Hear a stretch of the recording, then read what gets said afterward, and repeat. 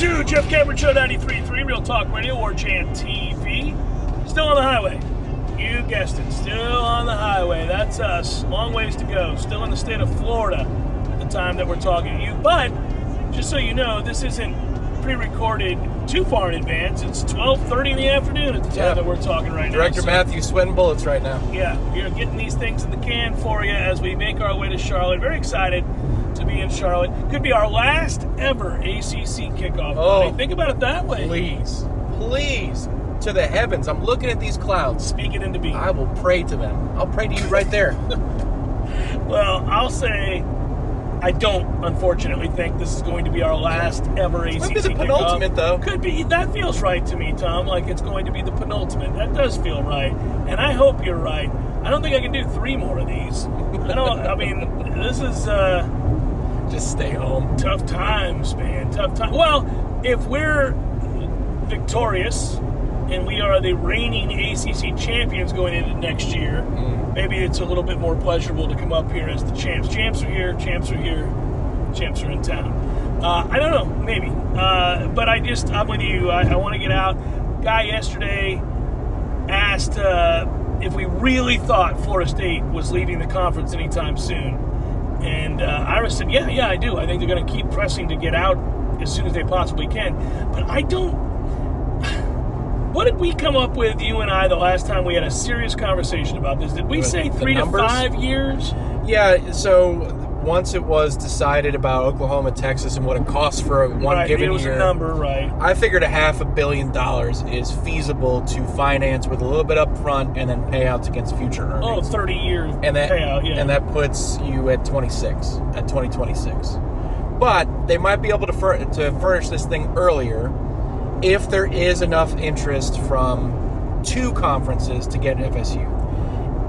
That is to say, if the Big Ten has legitimate interest in Florida State, and we knew this for a long time, that if they could get the SEC moving a little bit faster than the SEC wants to, then the equation changes about how the bill is footed, how aggressive you could be at breaking contracts and beginning the litigation process. But I think the Big Ten can help expedite Florida State's process. If the Big Ten did not, I still think 2026 is about that. That's the latest I would think. Personally, full opinion, not inside knowledge. It's interesting how frequently, and I'll just give you an idea if you're listening, like what we hear. Seemingly once a month, once every 6 weeks, somebody will email me, somebody will text me, somebody will call me, and these are legitimate people in the business, television, radio, media business, and they'll say, I'm hearing ... that this is about to happen sooner rather than later, or that there's going to be an aggressive move made soon. And I'm not saying those people aren't hearing those things. I'm sure they are. And I think they're probably hearing those things from what they deem to be trusted sources. But until it's a reality, I just kind of look at it the same way I look at high-profile recruits verbally committing to Florida State. It's nice. It's a cool thing to hear. Doesn't mean anything. Doesn't mean anything until it's validated with a signature. Yeah. And I feel the same way about these rumors that I keep hearing, which is that, I just got one a little over a week ago, I think it was. Somebody said, don't be surprised if you hear some rumblings again here real soon. I think the Big Ten is about to make a serious move at trying to get Florida State and Miami and Clemson, and that'll force the SEC's hand, and Florida State will use that offer to leverage their situation. They'll go to the SEC and say, look, do you really want to let the devil into your backyard?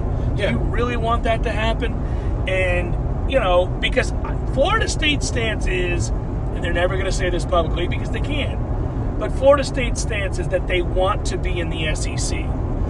And they're going to exhaust every opportunity they can, every avenue by which they can get into the SEC. Now, they'll have to be smart about it. They don't want to get sued. They can't, they can't do things officially. You got to get burner phones. Yeah, they got to do all the things so that if discovery were to happen in a court setting, you don't get unearthed as Yeah, you can't be Hugh Freeze and have your business on Front Street on your university-issued cell phone. Right, yes. I still think that's awesome. That my man's texting brothels on his university cell phone. Gonna be in Tampa tonight, ladies. It's a recruit. It was a recruit. That was the best. Also, just to know that, of course, it was Tampa. Yes. It has been the undoing of many a man. That's correct. That won't change anytime soon. No, Tampa's got a little something for everybody. So, yeah, you're obviously not texting your partners that you want to dance with there in the SEC, but there are ways to get messages sent and answered. And the thought is that Florida State definitely wants to go to the SEC. The SEC doesn't feel necessarily compelled to do anything right now. That's where your vision of the Big Ten forcing their hand is absolutely... They're the grand accelerator. Yeah. The problem is, though, again, I keep hearing these things, and then I think, well, it's not going to happen this year. And once the season starts, it feels like it'll be put on hold. Yeah, it's got to be between now and mid-camp, I would think, if you're going to make a move. And the thing to me is, I know it's not the same thing as putting a signature on paper, but an announcement that you're leaving the conference is an announcement that you're leaving the conference. That's good enough. A verbal commitment from a high school ranks is not the same. But if Michael Alford holds a press conference or Florida State releases a document that says we're leaving the ACC, that's it. We're done. Now it's just a matter of litigation at that point, but we're leaving. And that would be freaking awesome. It would be. Yes. I mean, can you imagine that day? And I do think, and I know Florida State fans everywhere have envisioned this day. It's a party. It is a party. Well, it's a sigh of relief party because that guarantees you that you got a spot on the floor. You got a spot in the dance. You got a spot in the tournament. Even if a bubble is bursting, right, when it comes to revenues, you're going to get the most of anybody. Of whatever it is. Of whatever it is. Yeah, and I'd like to get these windfalls while they're out there to be had. I agree. But agreed that, at some point it doesn't really matter. Whatever percentage that's going to be higher of the overall number that the SEC and the Big Ten will always have over these other conferences, then so be it.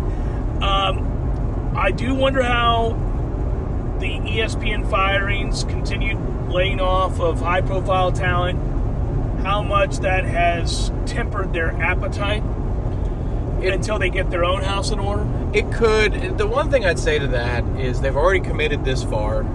It's not that much more money, and if you were asking the same question as it pertains to would they still sign an NFL deal for market rate, of course they would. They can't afford not to. Sure. College football is now the second most watched sport in the country, so it's not niche. If it was niche and it was the NHL, I'd say, I don't know about the revenue from the league right now. Not going to happen, yeah. But for college football, you've got to have it. These ratings are too big, and the playoff expansion is only going to increase interest in college football, I think. There's no question that it will, and what we'd like to see is, like, you want to get through the door, get your seat, exhale, and then have everything shut down. Meaning, no more changes, everybody. Selfishly, we got in, and that's it. Exactly. There's so much more money, and December, as we know, we learned it last year. I'm a broken record about this, but December is now a month in the college football calendar. It was our break. Yeah. It is not anymore. And that's not me crying. It's just saying that is a new revenue opportunity if you're looking at it from a network perspective. Playoff games are going to be played on campuses next year. Then you're going to have a semifinal with a bowl system and a final. It's a lot. It might be too much in some people's eyes, but when you're talking about where do I find the extra dollars to make something happen, like expanding my conference, where's the TV revenue going to come from? This is where it comes from. An expanded playoff and further expansion, getting 2 power conferences with more conference games within their schedule, less FCS competition. This is how it happens. Over the years, walking into Doak Campbell Stadium, anytime Florida State was playing, and I'll use Oklahoma as a great example. Yep. Oklahoma, I was in that stadium to watch Southern Cal come in. Obviously, we've seen Notre Dame come in. We've watched Colorado come in, and all these different. Back in the day, Colorado was actually pretty good. Yeah. But we've watched these big time programs that have come here, every time Florida comes here, every time Miami comes here, those are rivalries. Those are all teams that, that when they come through the door, there's an elevated sense of urgency and feeling of the magnitude of the moment.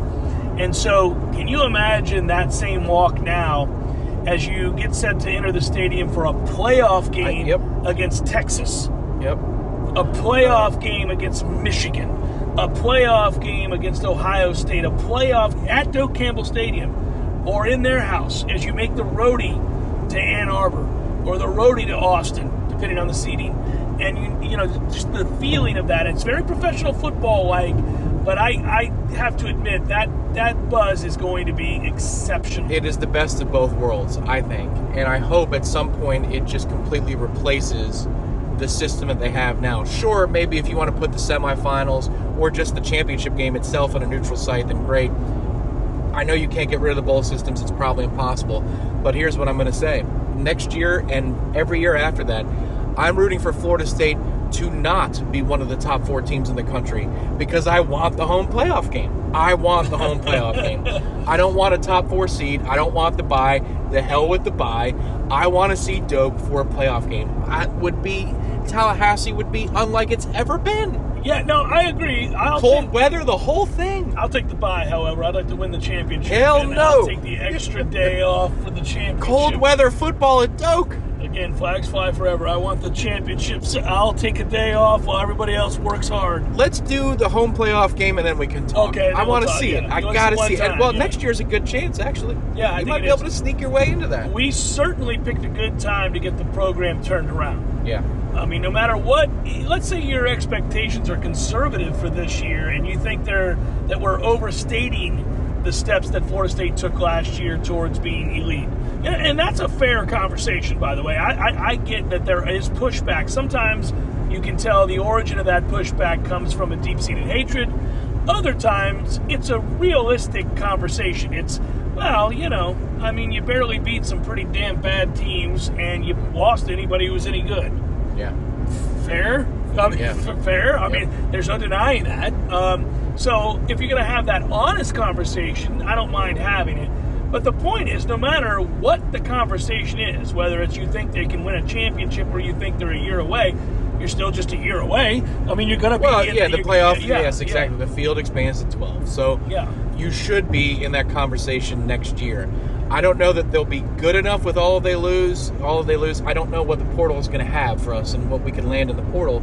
You're going to have to dip into the portal, I think, to fortify your chance to be in the playoff next year. But now that it's 12, you should be at Florida freaking State in that conversation every year. Every year you should be in the conversation for a playoff spot. Oh, there's no question. And if they're not, then you don't have the right coach. Yeah. I mean, it's as simple as that. If they're not a playoff contender annually, there'll be exceptions. There'll be occasional years where you're extremely young or injury-riddled or whatever. But for the most part... When you go to Charlotte or the new SEC location, wherever that's going to be. That's going to be. Yeah, or the Big Ten location. It should be driving there expecting that this is going to be a playoff run. Yes. Yeah, and actually, you kind of sense that you project 20 years from now that fans will be like, well, it's the same 12 teams, generally speaking, in the playoffs. Don't care for one of them. Well, I picture that criticism to be the case, and then I'm like, yeah, it's true. We make the playoff every year. Yep. It's true. You guys just got to do better. There are opportunities out there for you to do better. You can pay players now. Let's go. But I actually don't think it'll be. I picture that criticism. Yes, you'll have the standard, which will be Alabama and Florida State, hopefully, and Ohio State and schools like that repeatedly. Georgia, obviously, a lot of the SEC teams. Period. I think LSU will be on that list too. But I get excited about it. You're right. Can you imagine while we're talking about it, a home playoff game against LSU? Ooh, man. Let them roll on in. Well, you think the hotel minimums are bad now. Wait till we have a playoff game. Yeah, but that's going to be so fun. And I know we're getting out in front of ourselves here because we got this season. Well, how about a road playoff game at LSU?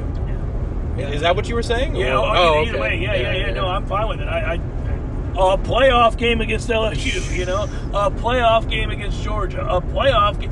What happens when you when Florida State and Florida both make the playoff. Ooh, and the shot at buddy. and then there's a chance at a rematch for somebody, you know? Oh, my God. Yeah, I mean, it's a distinct possibility. It's fun. Jeff Cameron Show, 93.3 Real Talk Radio, Warchant TV. As we produce and perform the Jeff Cameron Show on the road this time around, I must tell you that as we get towards the end of the hour, I find myself surveying the signs a little closer, desperately searching for a Zaxby's, Tom. Need to hit up a Zaxby's on our way to Charlotte in order to eat right, grab one of those behemoth chicken sandwiches, delicious as they are, juicy as they are, thick-cut pickles, split-top bun, Zax sauce. We're doing it. And the crinkle fries, underrated. Underrated is right. People bring up waffle fries a lot, but they don't bring up crinkle fries. Crinkle fries are solid. So we're going to get Zaxby's. That's what we do. You can too. 74 locations in Tallahassee for your Zaxby's. Stop by any one of those 74. You'll thank us for it later. And I will tell you this, Danny, we love being partners with him at Zaxby's. 18 plus years now as a Golden Chief booster, and which is all pretty those cool. things, yeah. I didn't realize this. I was just doing the math in my head over the weekend. That's when I started at Florida State. There you go. He's been doing it 18 ever years since. ago, since I was a freshman. This was destiny, wasn't it? Zaxby's, go get you some. The Cameron Show is a production of the Warchant.com Multimedia Network. Check out Warchant.com today for the latest news inside Florida State athletics. That's Warchant.com. Now, back to Jeff on Real Talk 93.3.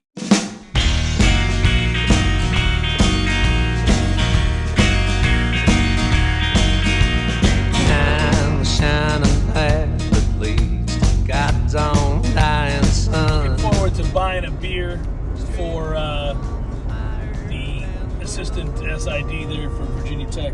Oh, yeah. We got to find our guy. That's tomorrow. Oh, it's tomorrow? Or is he Wednesday? He might be I Wednesday. think he's Wednesday. I don't remember, but beaming smile, slick back hair, ready to do his job. I want to see if I can buy him a beer, pick his brain. It is one of the wonders, you know, we What would you ask him? About his life? I would ask him about Virginia Tech. I would ask him specifically about where they are. They continue to start over and have problems. We really thought Fuentes would be the right hire. Of course, Justin had done such a good job at Memphis, and that enabled Mike Norvell to step in and really kind of take it to another level. But I don't know what happened there, and I would ask him about that, because nobody can seem to give me a straight answer how Virginia Tech went from being I invested in cattle. great movie, by the way. What happened? I never really could get a straight answer. Couldn't get a straight answer. I couldn't get a straight answer out of it. Somebody said a flood. I don't know. But yeah, it's interesting. How did they go from being a notch below Florida State? Yeah. A team that played... the flag waiver for the conference when they first moved over, in a way Miami never was. Yeah, and the way, as we started to falter. I mean, we played them in 2005 in the ACC Championship game, the first ever ACC Championship game. And it was an upset that we won, quote unquote, you know? I mean, that was the crazy thing. And I loved that game. I was at that game over there. And I just... I thought Virginia Tech had kind of come out the other side and gotten to a place where even if they were down, they were a 7-5, 8-4 down. But now they're useless. That nobody talks about Virginia Tech, even in passing. Yeah. Like, they're not... People talk about Miami for a team that's never won the conference. Once again, for a team that's never won the conference. They are talked about on the regular. Virginia Tech is an afterthought in everybody's book. It wasn't that long ago where that certainly wasn't the case. That they were the team you didn't want to play, that they were buttoned up, that their program had some tradition to it. You know, everybody talked about the lunch pail and everything else. And it's all gone. It's all gone. They've gone the way of Nebraska. Yeah, in the last 15 years, 15 might be a tad strong, but I'm going to stick with it. 15 years, if you go to Charlotte for the ACC kickoff, Duke is talked about as much in the last 15 years as Virginia Tech. Yes. And Duke is trending upwards. It probably had as much success. I mean, Correct. It's nuts.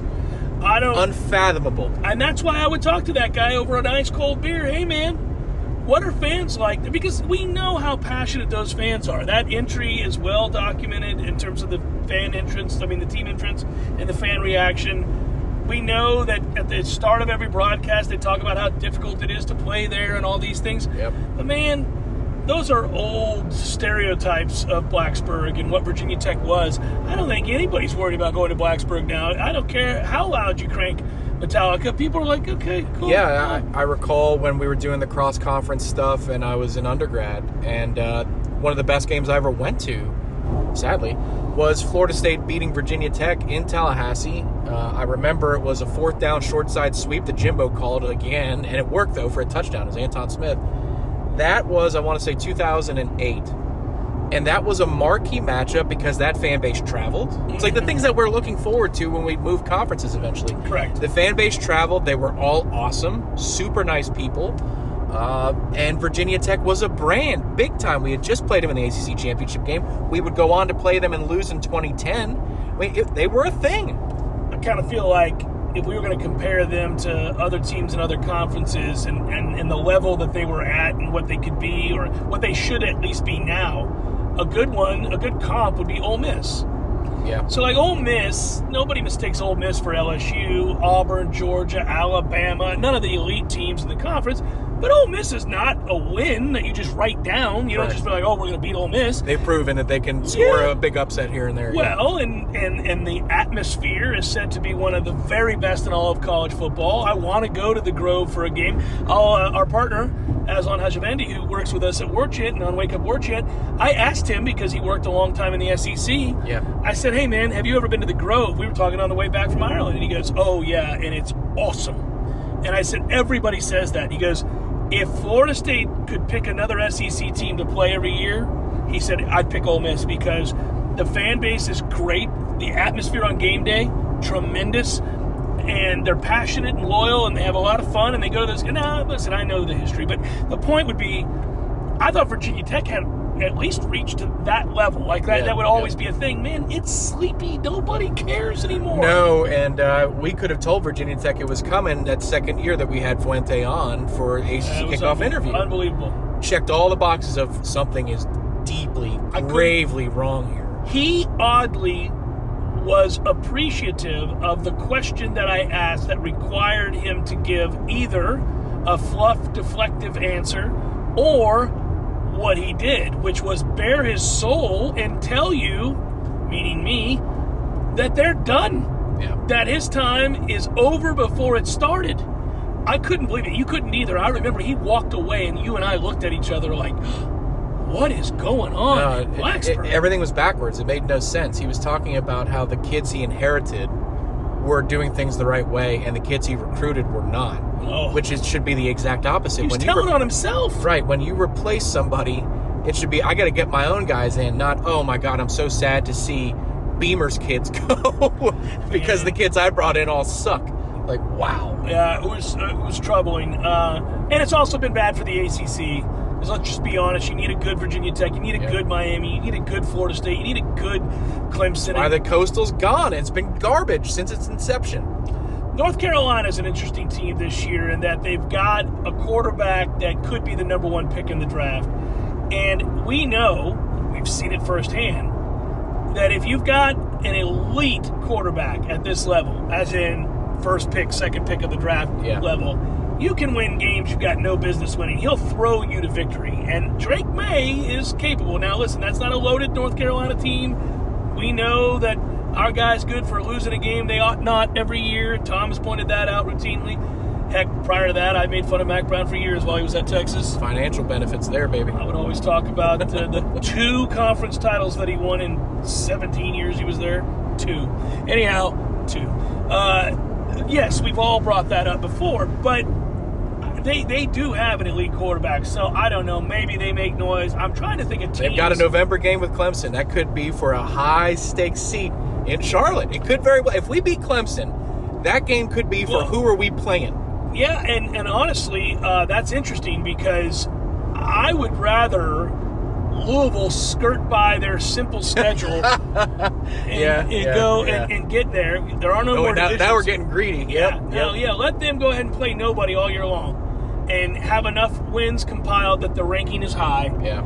And then hopefully Mac drops a game he has no business dropping. Yeah, that's but not hard but to they imagine. beat Clemson. But they beat Clemson, and then we beat So Clemson. Clemson has 2 losses. Yes, Louisville yes. has 1 conference There it loss, is. and there's the path. I've got the path down, baby. To us playing a Louisville team that is untested, we stomp that ass, win the ACC, roll on to the playoff, and never have to see Drake May. Buddy, look, I told you 2 different things. They're the exact opposite. I'm not a big believer in fate and Nonsense, right? However, I feel we are destined to make the playoff this year. No, you don't. You just think we're good enough to make the playoff. But I think there's destiny involved too. because Florida State was a member of, participated in the first BCS championship game ever. Yeah. Should have won it, but Chris Winkie wasn't healthy. No, and I drove there. Played in the final BCS championship game in its history. Was at that in the Sugar Bowl. We did win that one. Yes. No, the final one. The final in the BCS era. Auburn, you and I. Oh, you and I. Pasadena. Yeah, sorry. Played in the final You one. are So we correct, started the era, we ended the era. Yeah. We were in the first playoff. As it's known with the 4 teams, we were out in Pasadena. Oh my God, what's in the rotation again this year? The Rose Bowl is a semifinal game. Buddy, This is the final year of the 4-team playoff. please, Lord. send Florida us to State has Pasadena. begun and ended Yeah. the last couple of iterations of the postseason for college football. Here it is. The symmetry is there. I'm telling you, I'm going to spend so much money over the next 16 months. It's insane. But if you tell me that If we have to go to LA. we go to Los Angeles and then turn around and go to Ireland, because I'm not going to be chintzy going out to LA. I'm going. No, and that's We're the gonna do it semifinal. right. That's actually an interesting question for the staff, but we I've got to already- get that sponsored. You take the already- bird in the hand. That's Yeah. the argument we make in a meeting. Yeah, you don't know they're going to win. Correct. You Correct. got to go. You got to cover the hell out of that thing. Oh, we're going. I'm putting it on record. Yep. We're going. Yep, that's I can't right. wait. It's going to be awesome. Did I miss our turn? No, we're good. All right. 700 feet stay east. You're good. Yeah. I'm just steady staying east. Yeah, that's the trippy thing with the GPS is like, yeah, I get it. I want to stay on that thing. Yeah, I know. And it's, I am still staying on this thing. Why did you have me redo this? Yeah. Not you, but the thing.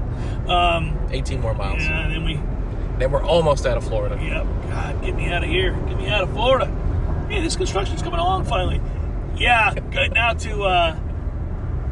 to California for the playoff again. Oh, buddy, let's go. I'm not a believer in fate, but I think we're destined to do it. I think that's the deal here. I've got some things we didn't get to do last time we were in Los Angeles. But one thing we would have to do. We got to go find your speakeasy. I didn't get to go to It your was speakeasy. freaking awesome, and I follow him on Instagram, so I would remember him. So we'll go back to that. We got to go speakeasy. back to where we had dinner with Christy for her birthday. That was a good place. What was the In name of that place? Westwood. Yeah, It was in Westwood. We could find it. Yeah. We got to go. I got to take you to the Speakeasy, which was incredible. That's where I bumped into Cuba Gooding Jr. That's where you went, Bomani Jones to tests. He said either Cuba Gooding Jr. or Terrence Howard. He roots against them in every movie. Yeah. Doesn't matter if it's a plot that is awful. I don't know where that originates I from. don't know why. either, but yeah, I'll just take his word for it. Yeah, no, he's a funny guy. Apparently, I was mentioned on his podcast recently. A bunch of people Oh, yeah? texted me. Oh, there you He go. still brings me up, which is nice. Thanks, Bomani. Yeah, Bomani always, if Tampa comes up, he's always like, my man Jeff Cameron from Shady Tampa. He brings it up all the time. And then people get on Twitter and go, hey, your boy's talking about you again. I had the best time with Bomani Jones down in Tampa. We laughed into the wee hours of the night. Just good guy. Anyhow, back to this, which is to say that what the hell were we talking about? We were talking about Destiny in LA. California. Yeah, getting out to LA. The college football playoff, that would be incredible to be able to do that. To think that maybe we're on the precipice of that again. It's almost unbelievable. You gotta say it. We talk about it. We know the fan base believes we're good enough. I keep saying this offense is fairly unstoppable. And the more I think about it, the more I believe that to be true. I think this offensive line makes it so. It's a better offensive line year over year. It's just, and Alex does such a good job of putting them in a position to succeed. And I continue to talk about that's what coaching is. You put kids in the best position to succeed. You recognize your talent, what they do well, what they do poorly. You disguise their weaknesses. Obviously, you highlight their strengths and you put them in a position to execute and succeed. Those two guys, Norvell and Atkins, do that better than most. It's just such a comprehensive game plan. The thing that Alex Atkins has said, sometimes he does coaching clinics and sometimes you can find things over the years where he's speaking openly to the community, he will give you these answers that if you're a Nole fan or somebody who's interested in covering the program, you're just put at ease, which is there is never a play or a concept that is run for the sake of running a play. There has to be a theme, and there has to be something that you can do off of that play, multiple things that you can do off of that play. Nothing is a one-off. The game plan has answers for answers. You're playing chess throughout, top to bottom. Even if you're going to make an adjustment in a game, the adjustment is going to come with 4 or 5 moves that you can make off of that adjustment. It's just when you hear somebody say that so succinctly, better than I did just now, it puts your mind at ease when you're thinking about game planning week to week, and you're thinking about, okay, if they get hit with a look that they've never seen before, how do they have an answer for it? They already do have an answer for it. It's already baked into the way they coach day in and day out. I saw Atkins talking about offensive line play once this offseason, doing some research on them. And their rules, he says, I actually like playing against a 3-3-5 stack more than I like playing against a 4-down lineman. People think it causes chaos with our assignments. Our assignments and our rules are our assignments and our rules. They actually make it easier for us when you have less players down on the line of scrimmage. You would think it would be the opposite, but that's not the case. Also, remember that on Saturdays, if we ever have to play a team with a 3-3-5 stack, look at our production. Syracuse. Yes. We dominated. Right. They do us favors, I think is what he said in some instances. But Georgia Tech had some multiple fronts as well. Again, these are not, world beaters in terms of opponents. But the way Florida State schemes, it does not matter if you've got a 5-down lineman front or a 3-down lineman with a 3-3-5 or a 4-2-5, which is in vogue these days. They are so prepared. And that's the thing you come back to, is they are prepared, and the players know how to play off of what they're doing primarily. And Jordan Travis is very good at that as well when it comes to checking into runs or checking in other plays. Yeah, he can do math.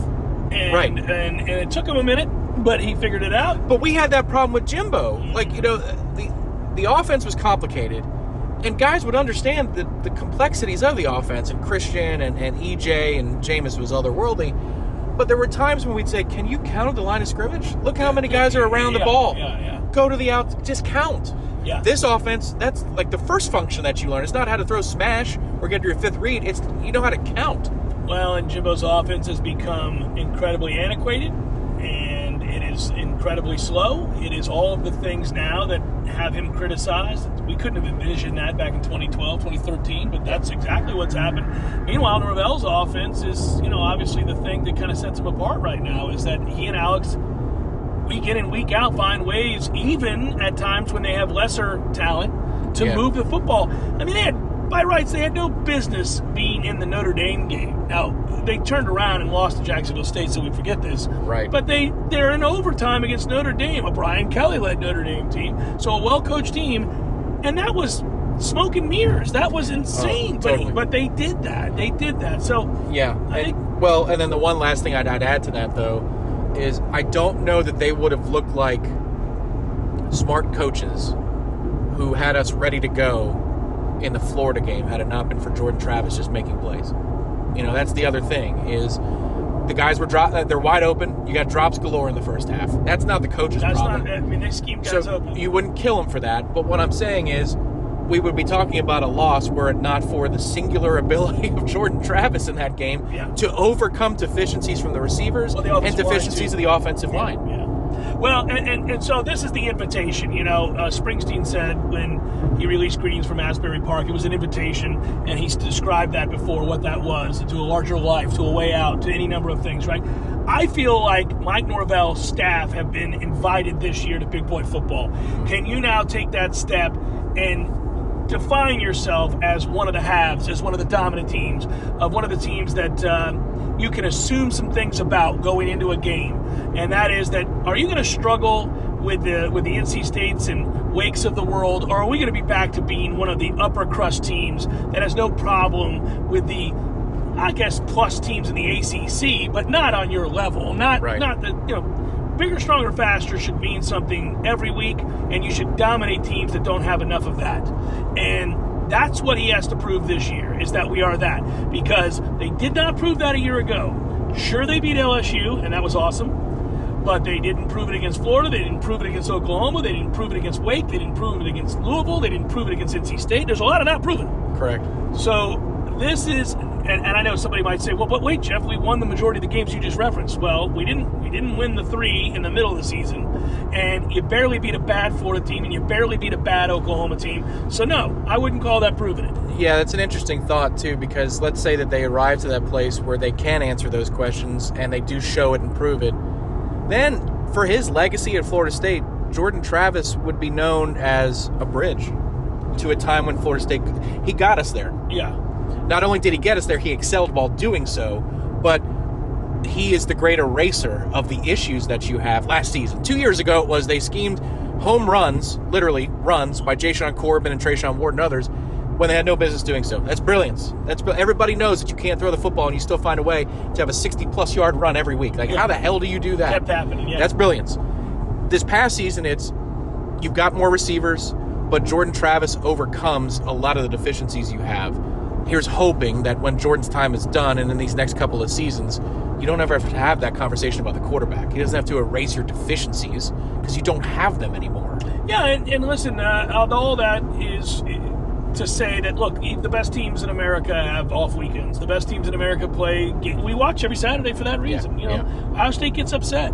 Alabama loses games. I mean, it does happen. They don't go undefeated every year. Now, lately, Georgia's been a bit of a problem, but they had the Mizzou game last year. Yeah, where that was in doubt, legitimately in doubt. Well, and I bring that up because even though I sing the praises and the consistency that we see from this offense, there's going to be a game. There's going to be a game this year where they don't play well. And there's something off. Maybe it's inclement weather. The timing is off. I mean, there's a lot of synergy that has to happen for an offense. A couple of tip balls. Yeah, just weird kick things. Return, fumble. Hey, put one on the ground. Next thing you know, you have one less possession. 16-play drive for the opposition takes 9 minutes. You're on the field forever. Yep. You're off the field forever. Yep. There's going to be a day. There's going to be and I don't know what that game's going to be. You seldom do. I doubt anybody in America thought Georgia would go on the road and struggle with Missouri. Yeah. But they did, and there we sat that Saturday night going, is this going to happen? Yep. Is Missouri going to win this game? And really, it took a kid at running back for Georgia who just decided, not on my watch. I am going to run over these kids because I can, and we are going to win this game. This wasn't the idea. This wasn't what we wanted to be today, but it's what we're going to have to be. Right. Who's that guy for us this next year when they're sinking, when they're in the muck, when they're struggling and they can't get out of their own way? Who's the guy on this roster that says, no, we're not going down like this. We're going to win this game because I'm going to refuse to be tackled. That was Jordan Travis against Florida. That's correct. It was Jordan Travis against Florida. I think in order for it to be a team that gets to the playoff, it needs to be Trey Benson. I think Benson's got to be the hoss that he can be. He's 220 pounds and he can hurt people. Like, go be that guy. And the message was received from Coach David Johnson, to say you left, a half 1,000 yards on the field last year by just doing basic things incorrectly. And sometimes a guy says that, in his off-season media availability, and you get the sense that he resents the coaching, he resents the critique. Trey's all in on that. He's like, he's correct. And so if you want to fix that and you have the gifts to fix that, my man could run for 1,600 yards easily this year with not a ton of carries. Well, correct. And I'm thinking that he's got a very good opportunity to do it. Jeff Cameron Show, 93.3 Real Talk Radio, Warchant TV continues on the road to Charlotte in just a moment. Guys, our next partner is AG1, the daily foundational nutritional supplement that supports whole body health. I drink it quite literally every single day. I began using AG1 because, I'll be honest with you, I don't like to take a bunch of pills and vitamins, and I just wanted something that tastes great, was quick, and easy to remember, so I do it. I do it every morning when I wake up. I certainly have it right after my coffee and before I work out. And I will tell you this, too. It is a simple, effective investment for your health. You can try AG1 and get 5 free AG1 travel packs and a free 1-year supply of vitamin D with your first purchase. Go to drinkag1.com/JCS. Again, all you got to do is go to drinkag1.com/JCS. That's drinkag1.com/JCS. Check it out. It's delicious. It's quick. It's easy. It's proven. Vitamins, probiotics, whole food source nutrients. Start your day with it. You'll feel better. I promise. So as we wrap it up, I can celebrate the fact that by the time you hear this, we are well out of the state of Florida, moving ever closer to Charlotte, North Carolina, which has come a long way in my time of coming up here. Charlotte's a nice little city these days. Nice big city, actually, these days. So I'm looking forward to seeing Charlotte again. It's been a couple of years. We'll have plenty of coverage for you. Again, talk to Mike Norvell, talk to Jordan Travis. Sure, I'll wrangle an interview with Jared First, perhaps, or Kalen DeLoach, one of the two, maybe both. We're going to do our best. And then it's back to standard operating procedure, finally, when we get back to town late Thursday night. Now, I don't know what we're going to do about Thursday. Maybe record another podcast on our way back. Yeah, well, I think what we can do is probably Radio Row on Wednesday, because we'll have Norvell and Travis. I think that's too quick a turnaround to run on Wednesday. Plus, if we're talking behind the curtain, why not? Let's clue all the people in. There's going to be so much Jordan Travis, Mike Norvell stuff. The one-on-one, I think, would stand out better on Thursday. Yeah, so we'll the next day. We'll do that. But the point is, we're going to have the stuff that you want to hear from Charlotte, which is the players and the coaches and the outlooks of the ACC, and that gets us straight to the start of football practice and a normal work week, and be back with you Monday through Friday in the afternoons. Luncheon next week at some point. Yeah, that's right. The luncheon happens, and Mike will give the updates on weights and health and all those things and what to expect. I know that most people will be curious. I think the question will come up. I may even be one who asks it about the waiver for Darrell Jackson. It's still, pending. I'll say this, guys. There's an unconfirmed rumor that waiver was denied initially. Tom was right to point out, and this takes me back to a conversation we had with Ingram, CEO of the Battle's Inn, in which he said that, the problem with the NCAA and when you appeal to the NCAA is that it's a long process. Some of these things are formalities. Yep. And Iris talked about this too. That even includes if they say no to something. It doesn't mean that they're going to continue to say no. It just means that maybe they do the first time around as a way of moving it to the back burner because they have other things that they're going to look at or things they still need to look at as they figure it out. So that no isn't a no, he can't. It's a no, not right now. We need more of this than this. Right. If, in fact, that rumor is true, it's, I believe Ira used the term discovery. It's not a case, but it's almost as though you have to provide as much data as you possibly can, electronic or otherwise. Florida State has to provide a certain amount of information. The university he's leaving, so Miami, has to present a certain amount of information. And they're in no hurry, Miami. I would imagine they drag their feet in this process. I don't know that, but it just stands to reason that they would have dragged their feet. Well, and I'm going to make an observation here, and I think anybody who's astute and paying attention here, this isn't clever by any stretch. It's just something that makes common sense. I said it at the time, even. I alluded to it at the time. He wasn't doing himself any favors, and he wasn't making a compelling case for himself when the Josh Farmer stuff was going on. Yep. And he routinely posted on his social media that, he would leave with him or whatever it was going to be. Well, man, that strikes at the authenticity of your request to come back to North Florida so that you could be close to your ailing mother.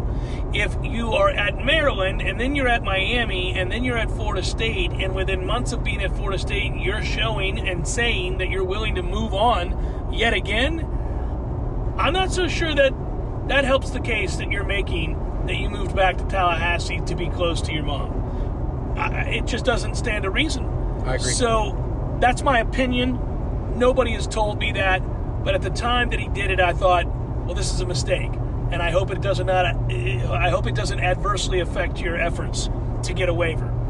And we're gonna have to wait and see on that one, guys. It'll get asked. I guarantee you, it gets asked. I may be the one who asked it to Mike, but we're getting close now, and I think that a lot of people feared this, Tom. Think about how often we've been asked about this. Correct. Yeah. And it does change your outlook a little bit. It doesn't change that Florida State's going to be good, but when you think about the quality depth that we're counting on in the interior of the defensive line, he's a massive part of that equation.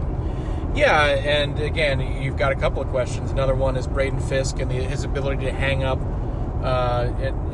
against upper-level Power 5 competition week after week. We know that he can flash in a certain game. We know he can play well against a Michigan at Western Michigan. But, you know, I don't know that the Wolverines' offensive line is the most motivated they're going to be all season long. So you might have a chance to cheat and rise up the ranks a little bit. Now, that could be false. He could just be a really good football player, and within, you know, a quarter of the LSU game, you say, well, I'm really glad we found a way to get that guy away from Notre Dame, because he was heavy leaning to Notre Dame before Florida State swooped in and grabbed him. But it's still a question. And the matter is not settled. And if you have that on top of Darrell Jackson, now you've got Fabian Lovett, who wasn't healthy for most of the season last year. The entirety of the season, yeah. Now it is critical that he does stay healthy, that Josh Farmer does take another step, and that a guy like Ayo Tafasi or Daniel Lyons, or both of them, can actually get in there and give you 12 to 15 good reps a game, which I think they can, but I would like for them not to have to this year, and that's where we go. You don't want question marks in areas where, you know, your overriding concern is whether or not the defense can be championship level. So if we start having these questions, do you have enough depth at defensive end? If you lose a talented, potential dominant starter on the defensive line, now what are you? Yep. You know, you're not deep at linebacker. You could see where you could convince yourself that this would be the downfall of an otherwise really good football team. So you get nervous about those things. Again, not saying it's not going to happen, and I did basically allude to a rumor, and I gave you my personal opinion on that. So I'm owning that. But I just want people to understand that I'm watching this just as you guys are, thinking, this will be interesting. An interesting test case. And so hopefully for Florida State that gets done. All right, the next time we talk to you will be from Charlotte. We will be at the ACC Kickoff. I look forward to it. Thanks for your patience listening to the audio quality here in the car. I know it can be tough, but we look forward to it. Be well. Talk to you tomorrow. Peace.